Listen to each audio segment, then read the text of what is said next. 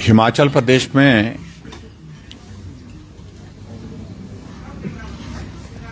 वर्तमान में व्यवस्था परिवर्तन की सरकार मुख्यमंत्री सुखविंदर सिंह सुक्खू जी के नेतृत्व में जब से बनी है, तब से अभी तक 3 वर्ष के इस कार्यकाल में हमने इस बात को देखा है कि राजनीतिक प्रतिशोध की भावना से, बदले की भावना से काम की जो शुरुआत पहले दिन से हुई थी सरकार बनने के पश्चात, अभी 3 वर्ष बीतने के बावजूद भी वो बदस्तूर उसी तरह से जारी है। मैं इस बात से सहमत हूं कि हर नेतृत्व की काम करने की अपनी पद्धति होती है, अपनी सोच होती है, अपने एक विजन होता है।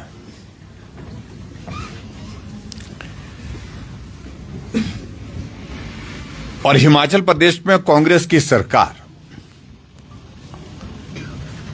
जिस तरीके से बेवजह के मामले दर्ज करके एक रिकॉर्ड स्थापित करने की कोशिश में लगी है, मैं समझता हूं कि आज से पहले किसी सरकार ने इस प्रकार के मामले जो है वो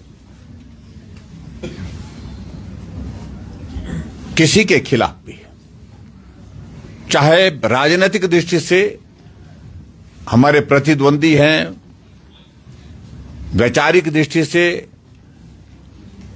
हमारे अनुकूल नहीं है, लेकिन उसके बावजूद भी इस तरह से बदले की भावना से जो स्केल, जो लेवल, जिसको मैं कह सकता हूं अब की बार इस सरकार में इस प्रकार के मामले को दर्ज करने में देखा गया, वो पहले कभी नहीं था।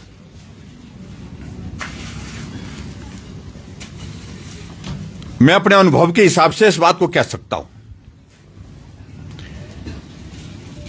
कि हिमाचल की विधानसभा के अंदर बहुत लंबा अरसा हमें हो गया, लेकिन हमने इस बात को देखा कि राजनीतिक प्रतिशोध की भावना के साथ इस प्रकार के जब मामले एक दूसरे के खिलाफ बनाए जाते हैं, वो किसी परिणाम पर नहीं पहुंचे, उल्टा उसके कारण वातावरण खराब हुआ। जो हिमाचल प्रदेश में सरकार बनने के बाद फोकस प्रदेश के विकास को आगे बढ़ाने के लिए होना चाहिए, उससे हट करके ऐसे मामलों में उलझ करके रह जाता है जहां रात दिन आदमी इसी बात को लेकर के सोचता है कि मैं इसके खिलाफ और क्या मामला दर्ज करूं।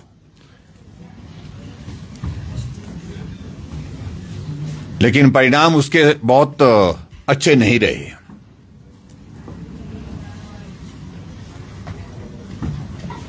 हिमाचल प्रदेश में बड़े नेता भी रहे आज से पहले, हमने उनका भी दौर देखा है, और उस दौर में भी हमने देखा कि बहुत ज्यादा राजनीतिक दृष्टि से विरोधाभास तो होना एक बात है, लेकिन एक दूसरे के खिलाफ कटुता इस हद तक हो गई थी, कोर्ट कचहरी में मामले दर्ज हुए। कोर्ट कचहरी में मामले दर्ज होने के साथ साथ में एक दूसरे के खिलाफ वो बहुत आगे तक गए, लेकिन परिणाम उसके बावजूद भी अंततः गत्वा बैठ करके समझौते में हुआ। इन सारी बातों से हमने सीखा, और सरकार बनने के पश्चात मैंने पहली कैबिनेट की बैठक में फैसला लिया कि हम प्रतिशोध की, राजनीतिक प्रतिशोध की भावना के साथ काम नहीं करेंगे। अगर हिमाचल प्रदेश को देवभूमि कहा गया है, तो यहां हम अपना फोकस प्रदेश को आगे बढ़ाने के लिए, प्रदेश के विकास पर पूरा लगाएंगे, और हर बात पर मामला दर्ज करो, केस बनाओ, इसके खिलाफ, उसके खिलाफ, उस सारी चीज में अपनी एनर्जी वेस्ट नहीं करेंगे। हमारा कैबिनेट का पहला फैसला इसी प्रकार का, और पूरे 5 साल का कार्यकाल हिमाचल प्रदेश में हमने इस प्रकार से सरकार चलाई, फोकस प्रदेश के विकास के लिए, फोकस प्रदेश के काम को, और कभी भी राजनीतिक बदले की भावना के साथ हमने हिमाचल प्रदेश में काम नहीं किया। जो कहा था अक्षरशः उसका पालन किया। लेकिन वर्तमान में हिमाचल प्रदेश में कांग्रेस की सरकार जब से सत्ता में आई है, अभी मंत्रिमंडल बना नहीं था, लेकिन उसके बावजूद भी उन्होंने राजनीतिक प्रतिशोध के साथ काम की शुरुआत की है। जैसे इंस्टीट्यूशन बंद करने के फैसले लिए गए। अच्छा होता अगर वो आकलन करते कि हम थोड़ा इन सारी चीजों को रिव्यू करते हैं। लेकिन कैबिनेट के गठन से पहले ही 2 मुख्यमंत्री और उप मुख्यमंत्री फैसला लेने लग पड़े कि इतने संस्थानों को यहां बंद करते हैं, डिनोटिफाई कर देते हैं, इतने को यहां बंद कर देते हैं। लेकिन मामला प्रदेश के विकास को तो रोका ही रोका, वही नहीं रुका। मामला आगे बढ़कर के फिर राजनीतिक दृष्टि से एक दूसरे के खिलाफ मामले हम किस प्रकार से दर्ज कर सकते हैं, उस पर शुरू हो गया। मैं राजनीतिक प्रतिशोध का जिक्र इसलिए कर रहा हूं, उसको डिफाइन करने की मुझे लगता है कि आवश्यकता नहीं। जब तक कुछ लोग उनके साथ थे, उनके दल में थे, उनकी सरकार का हिस्सा था, तब तक के लिए उनके खिलाफ कोई कार्रवाई नहीं, तब तक के लिए किसी बात को लेकर के आपत्ति नहीं थी, तब तक किसी तरह का कोई मामला नहीं था। लेकिन जब वैचारिक मतभेद हुए, जब नेतृत्व को चुनौती दी, तो उनके ऊपर दबाव डाल करके उनको अंकुश में रखने के लिए, अंकुश लगाने के लिए प्रयास शुरू हुए। और इसकी एक लंबी फिहरिस्त हमारे पास हो गई। 3 साल के कार्यकाल के बाद अगर सरकार के पास उपलब्धियों के नाम पर अगर कोई चीज है, तो वो उपलब्धि सबसे बड़ी ये है कि हिमाचल प्रदेश में राजनीतिक प्रतिशोध की भावना से, बदले की भावना से काम करने में कितने लोगों के खिलाफ मामले दर्ज किए गए। मित्रों, मैं आपके ध्यान में लाना चाहता हूं, जो मामले सही मामले में मामले ही नहीं, लेकिन जबरदस्ती उनको बनाया जा रहा है। हमीरपुर के विधायक जो पहले निर्दलीय चुन करके आए, उसके पश्चात वो भारतीय जनता पार्टी से चुन करके आए, दूसरी बार के विधायक आशीष शर्मा, उनके परिवार के ऊपर 7 मामले दर्ज कर दिए गए। उनके चाचा के ऊपर, उनके छोटे भाई के ऊपर मामले दर्ज। जमानत के लिए पूरे जो एडवोकेट की पूरी टीम लगा दी यहां पर कि जमानत ना मिले। और मामला क्या है? सिर्फ खनन का है। और खनन के मामले को लेकर के आज पूरे हिमाचल प्रदेश में चर्चा इन बातों को लेकर के भी है कि वो कौन व्यक्ति था जो मुख्यमंत्री की गाड़ी में बैठ करके आए और मुख्यमंत्री सचिवालय के सामने दरवाजा खोल करके उनका जो है इस्तेकबाल करते हैं और उसके बाद उनको बहुत सम्मान पूर्वक उनको अंदर ले जाते हैं। जिक्र उनका भी होना चाहिए। फिर आशीष शर्मा के ऊपर अलग से मामले दर्ज हैं, उनके परिवार वालों के साथ के ऊपर मामले अलग से दर्ज हैं। और उसके पश्चात सेशन कोर्ट में नीचे बेल नहीं मिली, विरोध किया गया डट करके सरकार की ओर से। हाई कोर्ट में बेल नहीं मिली, वो भी रिजेक्ट कर दी गई। अल्टीमेटली आज सुप्रीम कोर्ट से बेल मिली है। और बड़ी दिलचस्प बात इसमें, मामला माइनिंग से रिलेटेड है, संबंधित है। आपकी बात से ले रहा है। और नोटिस माइनिंग डिपार्टमेंट का कोई नहीं है। मामला कौन दर्ज कर रहा है, कंप्लेंट कौन कर रहा है? पुलिस का एक अधिकारी जो एएसपी के दायित्व पर वहां पर है, वो मामला दर्ज कर रहा है। और इस अधिकारी के खिलाफ परिवार के लोगों ने डीजीपी के पास भी कंप्लेंट की है, लेकिन उस पर कोई कार्रवाई नहीं। लेकिन मामला दर्ज करना है और इनके खिलाफ करना है, जो भी बनता है, जिस प्रकार से बनता है, झूठा सच्चा जो भी, लेकिन मामला दर्ज करके जो है परेशान करना है। पिछले 10 दिन से आशीष शर्मा हर रोज पुलिस थाने में बिठाया जा रहा है। चुना हुआ विधायक सुबह बुला लिया जाता है, बिठा दिया जाता है।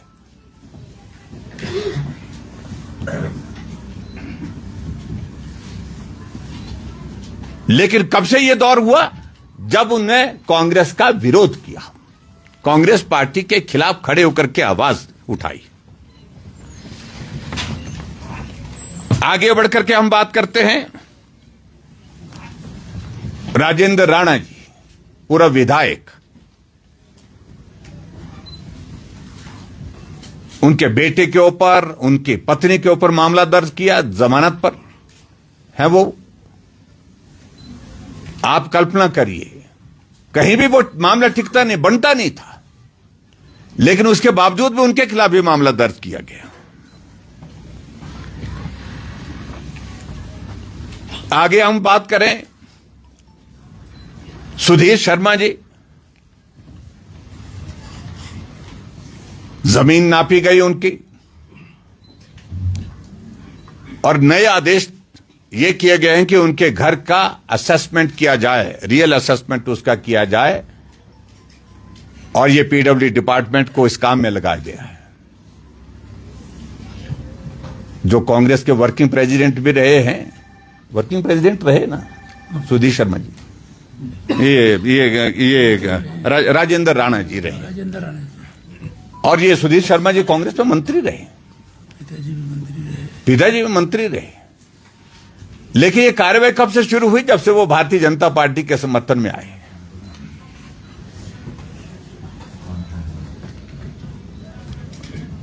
चैतन्य शर्मा जो कांग्रेस से विधायक बनकर के आए थे, लेकिन वैचारिक मतभेद होने के कारण कांग्रेस छोड़ दी और भारतीय जनता पार्टी उन्हें ज्वाइन की। उनके पिता के ऊपर मामला दर्ज किया गया, वो मामला चल रहा है। देवेंद्र भुट्टो, उनके ऊपर भी मामले दर्ज कर दिए गए। 3 केस उनके ऊपर बना दिए गए हैं, उनके बेटे के ऊपर बना दिए गए। और इसी प्रकार से आगे बढ़ करके एक बहुत पुराने, जिस दल से मुख्यमंत्री संबंध रखते हैं खुद अपने आप, उसी दल से संबंधित उनका परिवार बहुत लंबे समय से, पुश्तैनी घर उनका, मैं रवि ठाकुर का जिक्र कर रहा हूं, पूरा विधायक रवि ठाकुर, जहां घर जाने का आने का रास्ता आज से नहीं वर्षों से बना हुआ था, जिस रास्ते का इस्तेमाल वो वर्षों से कर रहे थे, लेकिन जब भारतीय जनता पार्टी में आए तो उनके घर के आने जाने का जो रास्ता है, उस रास्ते पर दीवार लगा दी गई।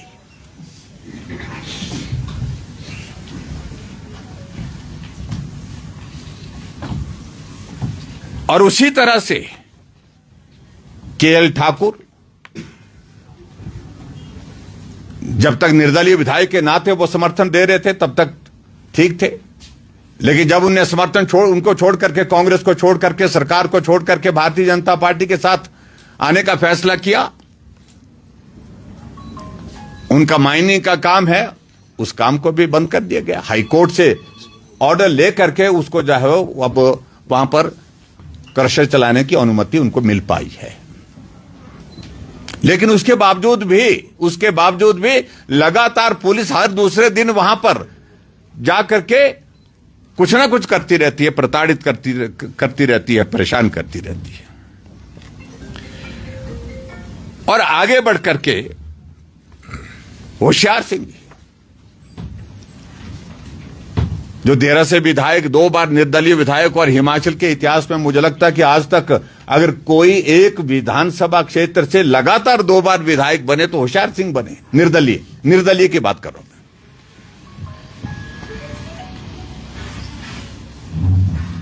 उनका एक रिजॉर्ट है, उस रिजॉर्ट को बने भी कई वर्षों हुए, अब फिर से आदेश करके वहां पर उनकी सारी उस जमीन की जो है उसको फिर से जो है उसका रेवेन्यू डिपार्टमेंट की ओर से उसकी जांच की जा रही है।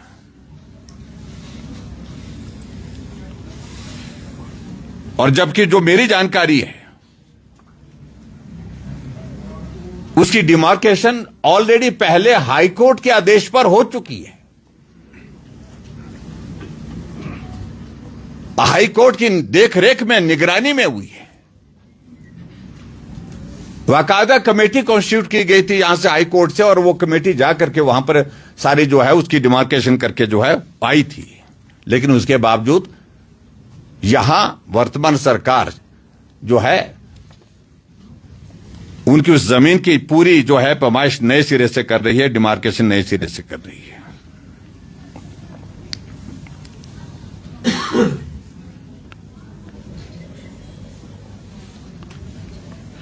और इसी तरह से आगे बढ़कर के अगर मैं बात कहूं, हमारे भारतीय जनता पार्टी के हमारे प्रदेश के वर्तमान के अध्यक्ष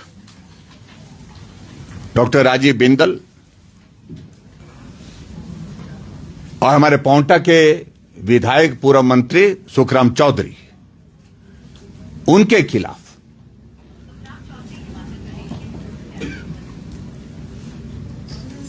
खिलाफ अटेम्प्ट टू मर्डर के केस में मामला दर्ज किया गया है। और मालूम नहीं क्या हासिल करना चाह रहे हैं। और यह सिलसिला यहीं तक नहीं, अब तो सामान्य हमारी पार्टी के कार्यकर्ताओं के ऊपर भी मामले दर्ज करने का दौर ऐसा चला है कि जितना कर सकते हैं करिए। मेरे विधानसभा क्षेत्र में एक मंत्री गए, आपको मालूम है, मैं नाम नहीं लेता उनका, और उस मंत्री से वहां पर स्थानीय जनता ने कुछ आग्रह किया था। और उस आपदा के दौर में जब परिवार के सदस्य गए थे, जहां जिनकी लाश तक नहीं मिली, जिनके घर चले गए थे, वो निवेदन करने के लिए उनके पास गए थे, और लगभग 100 लोगों के ऊपर मामले वहां पर दर्ज किए गए हैं। आज भी सुबह से 51 लोगों को पुलिस थाने में बिठाया हुआ है।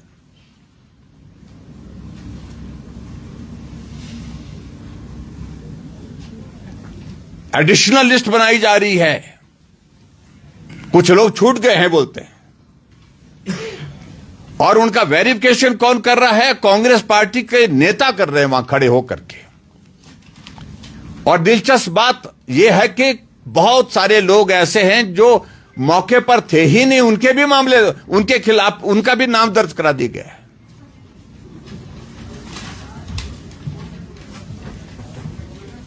और आगे बढ़कर के अगर हम शिमला की अगर बात कहें, तो शिमला में देखो, संजौली वाले मामले में जो मेरी जानकारी है, लगभग 166 लोगों के ऊपर मामले दर्ज हो गए। 166 लोगों के ऊपर एफआईआर, तो 10-11 एफआईआर हो चुकी है अभी तक सारे इस मामले को लेकर के। क्योंकि सुखू जी ने कहा था कि मैं उस प्रदेश से जीत करके आया हूं जहां 97% हिंदू हैं। और बहुत बड़ा इस बात का जिक्र वो हर जगह करते रहते हैं।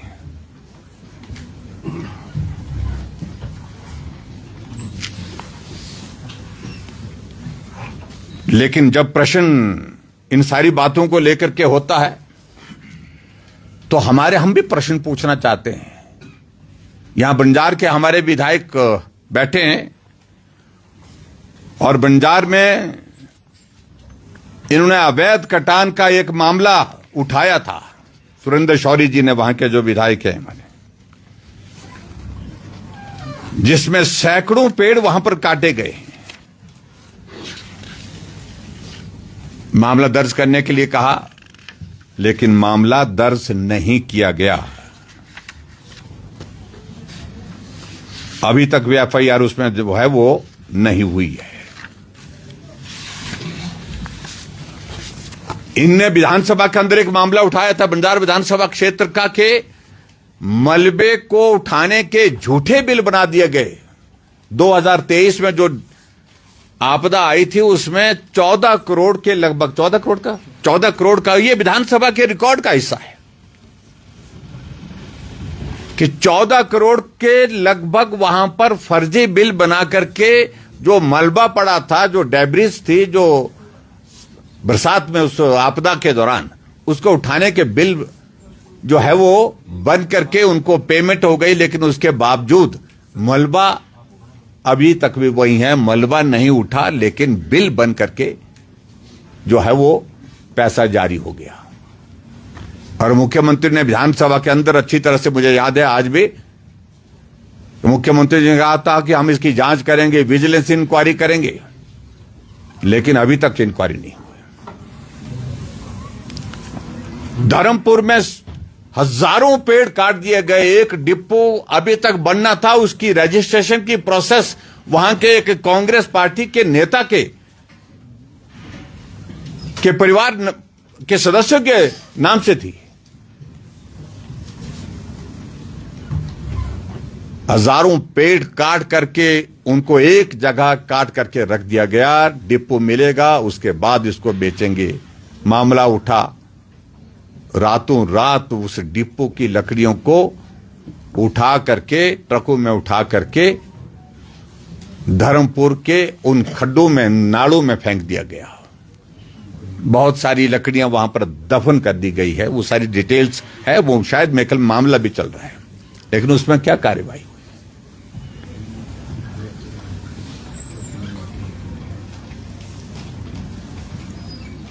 यहां कालाम में आपने लोगों ने देखा होगा कि लगभग 4 लाख से ज्यादा स्टिकर शराब के एक फैक्ट्री जो पिछले 3 सालों से 2.5 सालों से चल रही, जब से सरकार बनी थी तब से चल रही थी।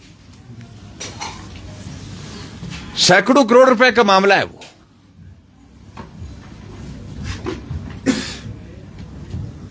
अवैध तरीके से शराब बनाई जाती थी, अवैध तरीके से शराब बेची जाती थी। वहां की घटना भी है और उसके बाद परवाणु की भी घटना है।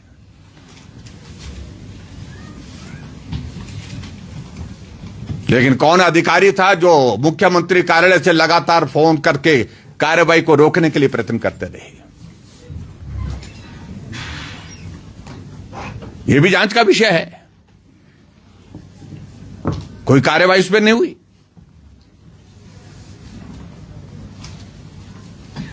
इसलिए बहुत चीजों को लेकर के मैं उस पार्ट को लेकर के दोबारा आप सबके सामने आऊंगा। मैं आप सबके समक्ष आज सिर्फ जो बदले की भावना से कुछ बातों का जिक्र करने के लिए आया था, जो जिसमें हम राजनीतिक विचारधारा की दृष्टि से जो विरोधी हैं वो तो उसमें शामिल किए ही है, लेकिन जो राजनीतिक पृष्ठभूमि के लोग भी नहीं हैं, जो लोकतंत्र के चौथे स्तंभ के रूप में मीडिया जगत है, मीडिया के साथी है, उनके ऊपर भी दर्जनों मामले अभी तक दर्ज हो चुके हैं हिमाचल प्रदेश में वर्तमान सरकार के, क्योंकि खिलाफ सुनना पसंद नहीं। अगर कोई बोलने की कोशिश करेगा उसके खिलाफ भी मामला दर्ज करेंगे, कोई लिखना शुरू करेगा उसके खिलाफ भी मामला दर्ज करेंगे। ये दौर आज की तारीख में इस प्रकार से यहां तक पहुंचा है। और आज मैं इस बात को बड़ा स्पष्ट कहना चाहता हूं उन अधिकारियों को। मैं देख रहा था बड़ी दिलचस्प लूट कैसे मची हुई है। मेरे पास वो चिट्ठी भी आई है, कोई कार्निवाल वहां पर धर्मशाला में हो रहा है, शायद मेकल में धर्मशाला में कार्निवाल हो रहा है, विंटर कार्निवाल हो रहा है शायद मेकल। उसका कहा कि उसके पैसे का इंतजाम करने के लिए, ये है मेरे पास चिट्ठी कांगड़ा वैली कार्निवाल की, और जिसमें यह कहा गया कि भाई पैसे दीजिए, बाकायदा चिट्ठी जारी की गई है। अगर इससे बेहतर होता कि अगर जिन लोगों से ही पैसा लिया जा रहा है उसका अकाउंट का भी जिक्र किया होता, ये अकाउंट है, इस अकाउंट में पारदर्शिता के साथ आप पैसा जमा करिए, किसको पैसा देना है, किसके पास पैसा दिया जाएगा, ये क्या उसका जो है वो अकाउंट जो है वो पारदर्शी होगा? इस पर बहुत सारे प्रश्न हैं। ऐसे काम तो बहुत खुलेआम चल रहे हैं। एक इनका पब्लिक रिलेशन डिपार्टमेंट, जिसने सारी सीमाएं लांघ दी है। ये पब्लिक रिलेशन डिपार्टमेंट की ओर से जारी किया गया हुआ है। Information and public relation department, Himachal Pradesh, और उसमें भारतीय जनता पार्टी के चुनाव चिन्ह को उल्टा करके नशे के खिलाफ सरकार ने कोई गंभीरता नहीं दिखाई, ये बताया गया। आप कर रहे हैं, आप अच्छा करिए। हम भी उस दिन विधानसभा में उनके साथ खड़े हुए और हमने भी शब्द साथ में लिया। हमने कहा कि इसके खिलाफ लड़ाई लड़ने का किसी एक राजनीतिक दल का कार्य नहीं है, ये हम सबका है, सब देशवासियों का है, सब प्रदेशवासियों का है। हम उस पर पूरा सहयोग करेंगे। और उसके बाद मुख्यमंत्री जी का फोटो ये, और आजकल वॉकथॉन का कार्यक्रम चले हुए हैं। तय तो ये हुआ था कि उसमें विपक्ष के लोगों को भी बुलाएंगे, विपक्ष के लोगों का पार्टिसिपेशन होना चाहिए। लेकिन सच्चाई तो यह है, ये अपने आप में दिखाता है। और इसलिए अगर ये अधिकारी नहीं अभी तक समझ पाए हैं तो आप सबके माध्यम से मैं उनको सुना रहा हूं कि वक्त थोड़ा रह गया है। डोंट क्रॉस द लिमिट्स, सीमाएं मत लांघिए, सीमा में रहें। और जो झूठे मामले भारतीय जनता पार्टी के हमारे नेताओं के खिलाफ, कार्यकर्ताओं के खिलाफ, चाहे विधायक हैं चाहे वो कोई और हैं, उनके खिलाफ इस प्रकार से सरकार के दबाव में दर्ज किए जा रहे हैं, इसका खामियाजा उन अधिकारियों को निश्चित रूप से भुगतना पड़ेगा जो नियम कानून की धज्जियां उड़ा करके इस सारी चीज में अपने आप को शामिल कर रहे हैं। और उन नेताओं को हम कहना चाह रहे हैं कि बहुत कम वक्त रह गया है।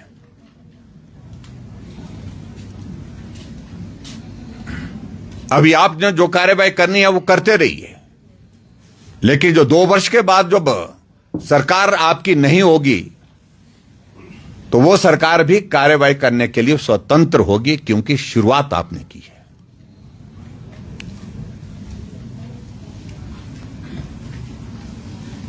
और इसलिए चाहे सरकार है, चाहे अधिकारी है, कोई भी है, मैं यही कहूंगा कि कानून के दायरे में सब काम करें, लेकिन इस प्रकार से बदले की भावना के साथ काम करने की जो शुरुआत की है, इसका परिणाम ना पहले अच्छा हुआ है ना ही आगे अच्छा होगा। इस बात को मैं बड़ा स्पष्ट कह रहा हूं। तो आज के इस पत्रकार वार्ता के माध्यम से मुझे प्रमुख रूप से एक विषय पर ही बात करनी थी, वो बात मैंने आपके समक्ष की है। बहुत बहुत धन्यवाद। सर, बीजेपी एक कैडर बेस्ड पार्टी है और इतने मामले बन गए आपके नेताओं के ऊपर, तो आज तक पार्टी सड़कों में क्यों नहीं उतरी? देखिए, हम एक सीमा तक इंतजार कर रहे हैं। जैसे वो होते हैं ना कि वो 100 गलतियों की गिनती हम कर रहे हैं, वो रेखाएं हम खींच रहे हैं, और जिस दिन अब वो आंकड़ा करीब पहुंच गया है, और निश्चित रूप से आप आने वाले समय में देखेंगे कि भारतीय जनता पार्टी चौक चौराहे पर, सड़कों पर उतरेगी तो सरकार को चलना कठिन हो जाएगा। सर, आपकी कैबिनेट में, पहली कैबिनेट में फैसला हुआ था कि बदले की भावना से कार्रवाई नहीं होगी, अब होगी? मतलब देखिए, मैं इस बात को लेकर के मैं जरूर कहना चाहता हूं कि आगे की परिस्थितियां इस प्रकार की जो निर्मित की गई है, भुगतान तो करना पड़ेगा।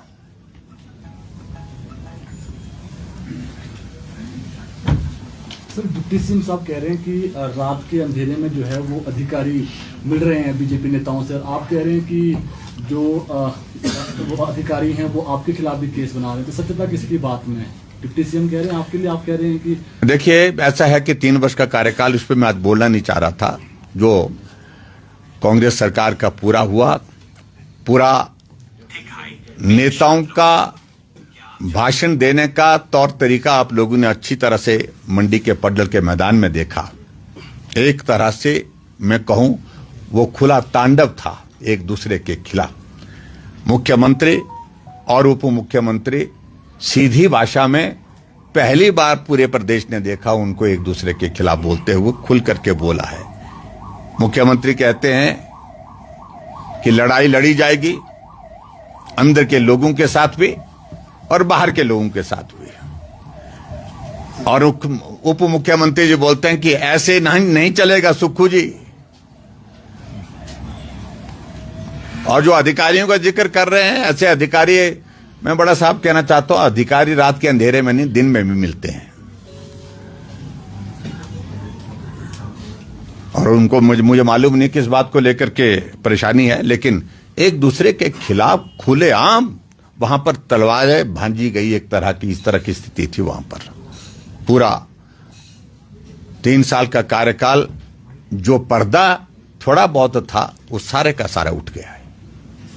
सर, बंजार अवैध कटान के मामले को लेकर क्या बीजेपी हाई कोर्ट में जाएगी? जब आप बोल रहे हैं, देखिए हम लीगली भी इन सारी चीजों को लेकर के एग्जामिन कर रहे हैं, हम लड़ रहे हैं, लीगली लड़ रहे हैं। ये सारे मामले जिन लोगों के खिलाफ दर्ज किए गए हैं वो सारे कानून से राहत मिली है उनको, हाई कोर्ट से राहत मिली है, सुप्रीम कोर्ट से राहत मिली है, सेशन कोर्ट से उनको राहत मिली है। हम कानूनी तौर पर लड़ रहे हैं।